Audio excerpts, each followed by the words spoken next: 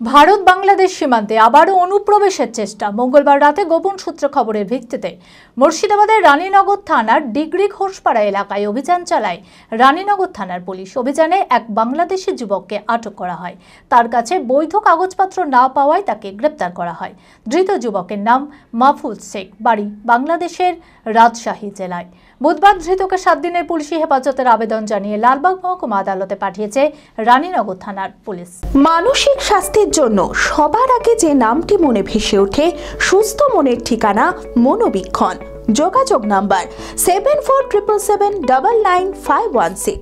ভারত বাংলাদেশ সীমান্তে অব্যাহত অনুপ্রবেশ। গোপন সূত্রে খবরের ভিত্তিতে মঙ্গলবার রাতে রানীনগর থানার পুলিশ রানীনগর থানার ডিগ্রি ঘোষপাড়া এলাকায় অভিযান চালায়। সন্দেহজনকভাবে ঘোরাফেরা করতে দেখে এক যুবককে আটক করে জিজ্ঞাসাবাদ করলে সে কোনো বৈধ কাগজপত্র দেখাতে পারেনি।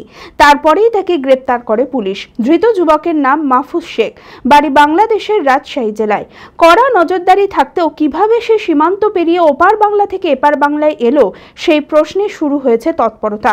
বুধবার ধৃতকে 7 দিনের পুলিশ হেফাজতের আবেদন জানিয়ে লালবাগ মহকুমা আদালতে পাঠিয়েছে রানীনগর থানার পুলিশ।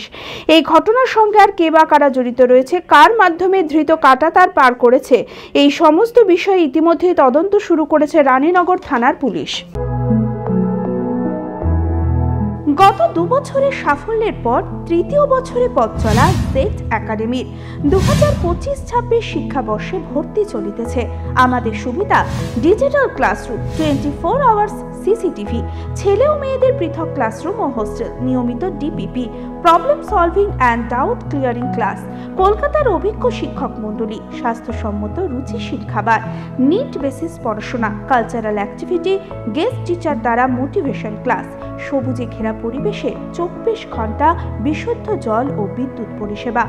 একাদশ শ্রেণীতে ভর্তির অ্যাডমিশন টেস্ট আগামী 9 মার্চ 2025। 2026-এর নিট ও জেইই পরীক্ষায় সফল হতে আজই আসুন। আমাদের ঠিকানা জেড একাডেমি, সারগাছি রামকৃষ্ণ মিশনের সন্নিকটে, বহরমপুর, মুর্শিদাবাদ।